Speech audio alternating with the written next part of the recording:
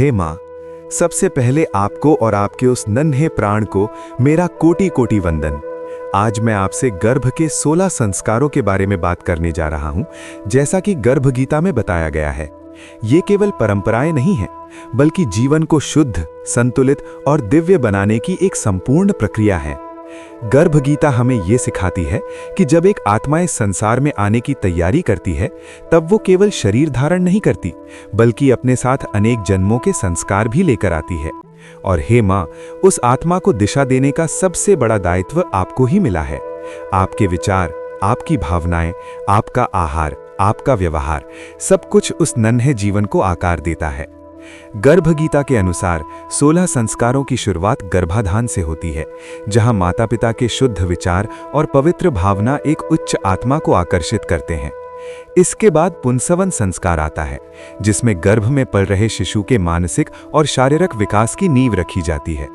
सीमंतोन्नयन संस्कार मां के मानसिक संतुलन और प्रसन्नता से जुड़ा होता है, क्योंकि गर्भ गीता कहती है कि मां का हर भाव सीधे शिशु के मन में उतरता है। जब शिशु जन्म लेता है तो जात कर्म संस्कार के माध्यम से उसका स्वागत होता है, और फिर नामकरण संस्कार के द्वारा उसे एक ऐसी पहचान दी जाती है जो उसके जीवन की ऊर्जा को प्रभावित करती है।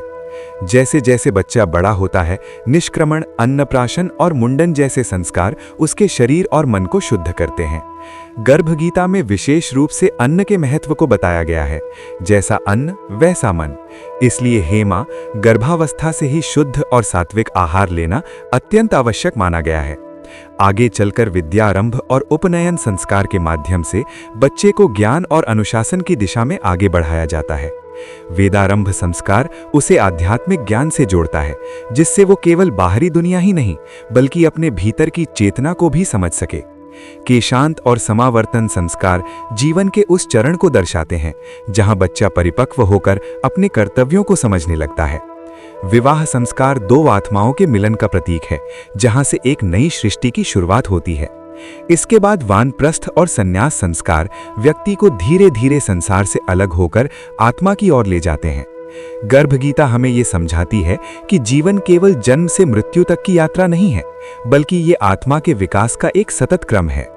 हे मां, जब आप ये सब सुन रही हैं, तब आपका नन्हा शिशु भी आपकी हर भावना को महसूस कर रहा है। वो आपकी हर सोच को अपने भीतर उतार रहा है। इसलिए गर्भ गीता हमें बार बार यही संदेश देती है कि मां को हमेशा सकारात्मक, शांत और भक्तिमय रहना चाहिए। जब आप भजन सुनती हैं, जब आप भगवान का स्मरण करती हैं, जब आप प्रेम और करुणा से भरी रहती हैं, तब आपका बच्चा भी वैसा ही बनता है। गर्भ केवल शरीर बनाने का स्थान नहीं है, ये एक आत्मा को महान बनाने की प्रयोगशाला है। इसलिए हे मां, अपने हर दिन को एक साधना बना दीजिए, अपने हर विचार को पवित्र बना दीजिए, क्योंकि आप केवल एक बच्चे को जन्म नहीं दे रही हैं, आप भविष्य का निर्माण कर रही हैं। और गर्भ गीता का यही सार है कि यदि मां अपने भीतर शुद्धता, प्रेम और भक्ति को धारण कर ले, तो उसका बच्चा स्वयं ही एक दिव्य और श्रेष्ठ आत्मा बनकर इस संसार में आता है। हे मां, अब जब आपने गर्भ गीता के इन दिव्य संस्कारों का सार सुन लिया है, तो आइए इस ज्ञान को और गहराई से समझते हैं, ताकि ये केवल सुनने तक सीमित ना रहे, बल्कि आपके जीवन का हिस्सा बन जाए। क्योंकि गर्भ गीता केवल सिद्धांत नहीं देती, ये जीवन जीने की एक ऐसी राह दिखाती है जो माँ और बच्चे दोनों को भीतर से प्रकाशित कर देती है। हे माँ, गर्भ में पल रहा आपका शिशु कोई साधारण श्रोता नहीं है। वो एक चेतन आत्मा है जो हर क्षण सीख रही है। वो शब्दों से नहीं, भावनाओं से सीखता है। जब आप सुबह उठकर भगवान का स्मरण करती हैं, तो आपके भीतर उठने वाली वो शांत ऊर्जा सीधे आपके शिशु तक पहुंचती है। जब आप किसी के लिए प्रेम महसूस करती हैं, तो वही प्रेम उस छोटे से हृदय में भी अंकुरित होने लगता है। और जब आप चिंता या भय में होती हैं, तो वो बेचैनी भी उस मासूम आत्मा को छू जाती है। गर्भ गीता कहती है, माँ का मन ही शिशु का पहला विद्यालय है।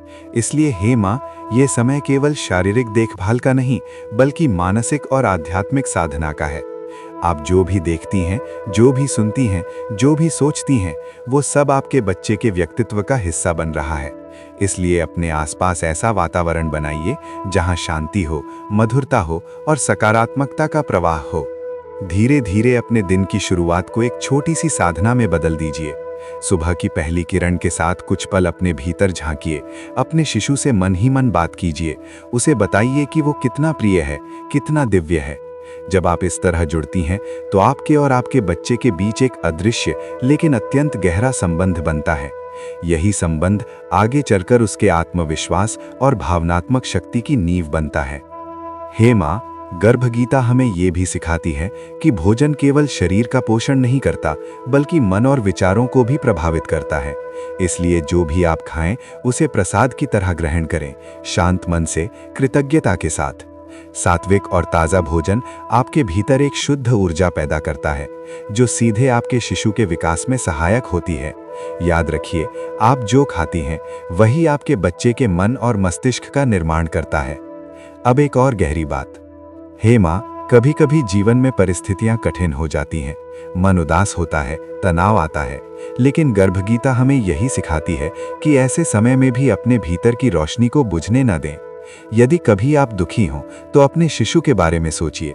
वो आपकी हर भावना को महसूस कर रहा है और वो चाहता है कि उसकी माँ मजबूत रहे, शांत रहे, प्रसन्न रहे। इसलिए अपने मन को संभालना ही इस समय सबसे बड़ा तप है। आप चाहें तो दिन में कुछ समय भजन, मंत्र या सकारात्मक कथाएं सुनने में लगाइए। जब मधुर ध्वनि आपके कानों में प्रवेश करती है तो उसकी तरंगे आपके शरीर से होते हुए आपके शिशु तक पहुंचती हैं। यही कारण है कि गर्भगीता में बार बार भक्ति और ध्यान का महत्व बताया गया है। ये केवल आध्यात्मिक क्रिया नहीं है, ये आपके बच्चे के मानसिक और भावनात्मक विकास का आधार है। और हे माँ, सबसे महत्वपूर्ण बात, अपने आप से प्रेम करना सीखिए। जब आप स्वयं को स्वीकार करती हैं, खुद का ध्यान रखती हैं, अपने मन को सुकून देती हैं, तभी आप अपने बच्चे को भी वही शांति दे पाती हैं। खुद को कभी अकेला मत समझिए। आपके भीतर एक पूरा संसार बस रहा है, एक नई कहानी लिखी जा रही है और आप उस कहानी की सबसे महत्वपूर्ण कड़ी हैं। जैसे जैसे समय आगे बढ़ेगा, आप महसूस करेंगी कि आपका शिशु भी आपकी भावनाओं के साथ जुड़ता जा रहा है। कभी हल्की सी हलचल, कभी एक कोमल सी प्रतिक्रिया। ये सब संकेत हैं कि वो आपको सुन रहा है, समझ रहा है और आपके साथ एक अनोखा रिश्ता बना रहा है। उस हर पल को महसूस कीजिए, उसे अपने हृदय में संजो लीजिए, क्योंकि यही पल आगे चलकर आपकी सबसे सुंदर यादें बनेंगे। हे माँ, ये यात्रा केवल 9 महीनों की नहीं है, ये एक नई शुरुआत है, एक ऐसे जीवन की जो आपके माध्यम से इस संसार में आने वाला है। इसलिए हर दिन को एक अवसर की तरह जिए, अपने विचारों को ऊंचा रखिए, अपने मन को शांत रखिए और अपने भीतर उस दिव्यता को महसूस कीजिए जो आपको एक माँ होने का सौभाग्य देती है। क्योंकि जब माँ जागरूक होती है तो उसका बच्चा केवल जन्म नहीं लेता, वो एक उद्देश्य लेकर इस संसार में आता है। हे माँ, अब इस पवित्र यात्रा को और भी गहराई से महसूस कीजिए, क्योंकि जैसे जैसे समय आगे बढ़ता है, आपका और आपके शिशु का संबंध केवल शरीर तक सीमित नहीं रहता, बल्कि वो आत्मा से आत्मा का संबंध बन जाता है। गर्भगीता हमें ये संकेत देती है कि गर्भ में पल रहा शिशु कभी कभी ईश्वर से भी प्रार्थना करता है। वो अपने पिछले जन्मों को याद करता है और ये संकल्प लेता है कि इस बार वो एक बेहतर जीवन जिएगा। लेकिन जैसे ही वो इस संसार में आता है, धीरे धीरे वो सब कुछ भूल जाता है। इसलिए हे माँ, ये समय बहुत अनमोल है, क्योंकि अभी आपका शिशु सबसे शुद्ध अवस्था में है, सबसे अधिक जागरूक है। आप जब शांत होकर बैठती हैं और अपने हृदय पर हाथ रखती हैं, तो एक क्षण के लिए ये महसूस कीजिए कि आपके भीतर 2 धड़कनें हैं, एक आपकी और एक उस नन्हे जीवन की। और जब ये दोनों धड़कनें एक लय में आ जाती हैं, तो वहीं से एक दिव्य संवाद शुरू होता है। उस संवाद में शब्द नहीं होते, बल्कि भावनाएं होती हैं, प्रेम होता है, सुरक्षा का एहसास होता है। यही एहसास आपके शिशु के भीतर एक मजबूत और सकारात्मक व्यक्तित्व की नींव रखता है।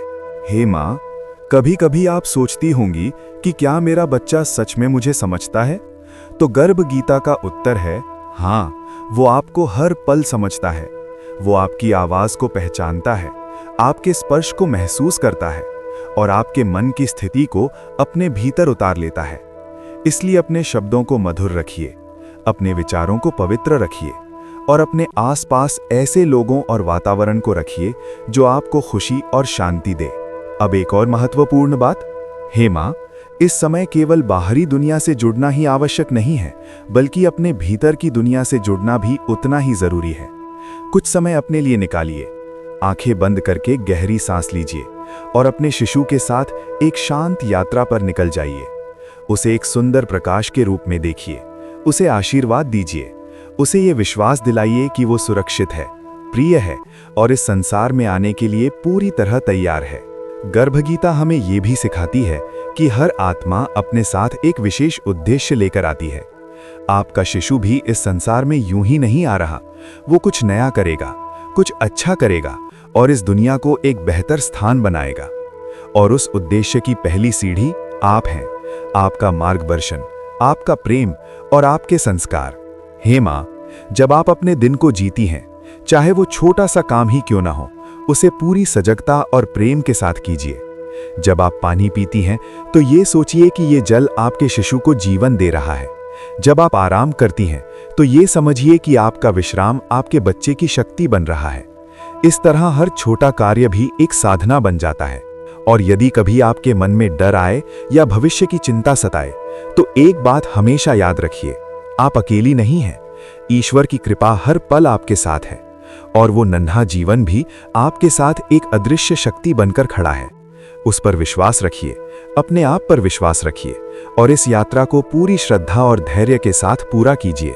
धीरे धीरे जब समय पूरा होगा और आपका शिशु इस संसार में आएगा, तब आप महसूस करेंगी कि ये 9 महीने केवल इंतजार नहीं थे, ये एक तपस्या थी, एक साधना थी जिसने आपको भीतर से और भी मजबूत और भी पवित्र बना दिया है। और यही गर्भगीता का गूढ़ रहस्य है कि मां बनना केवल एक प्रक्रिया नहीं, बल्कि एक आध्यात्मिक परिवर्तन है। तो हे मां, इस हर पल को संजो कर रखिए, हर भावना को प्रेम में बदल दीजिए और अपने भीतर उस दिव्य शक्ति को पहचानिए, क्योंकि आप केवल एक जीवन को जन्म नहीं दे रही हैं, आप एक युग को आकार दे रही हैं। हे मां, इस पूरी यात्रा के अंत में बस एक छोटी सी बात अपने हृदय में बसा लीजिए कि आपका हर दिन, हर विचार, हर भावना आपके शिशु के भविष्य की नींव रख रही है। आप जैसा सोचती हैं वैसा ही वो बनने लगता है। आप जैसा महसूस करती हैं वैसी ही उसकी दुनिया बनती है। इसलिए अपने भीतर हमेशा प्रेम रखिए, अपने मन में भगवान का स्मरण रखिए और अपने जीवन में शांति को स्थान दीजिए। जब आप मुस्कुराती हैं तो आपका शिशु भी मुस्कुराना सीखता है। जब आप विश्वास रखती हैं तो वो भी आत्मविश्वासी बनता है। और जब आप भक्ति में डूबती हैं तो उसका जीवन भी दिव्यता से भर जाता है। तो हे मां, इस अनमोल समय को एक वरदान समझिए, हर दिन को एक नई शुरुआत बनाइए और अपने उस नन्हे प्राण को ऐसे संस्कार दीजिए जो उसे जीवन भर प्रकाश की ओर ले जाएं। अगर आपको ये गर्भ संस्कार और गर्भगीता से जुड़ा ये ज्ञान अच्छा लगा, तो ऐसे ही और भी दिव्य और उपयोगी ज्ञान के लिए हमारे चैनल माइंड ग्लो ज्ञान को जरूर सब्सक्राइब करें। अपने अनुभव और भावनाएं कमेंट में जरूर साझा करें। आपकी हर बात किसी और मां के लिए प्रेरणा बन सकती है। तो हे मां, प्रेम से बोलो, जय श्री कृष्ण, राधे राधे।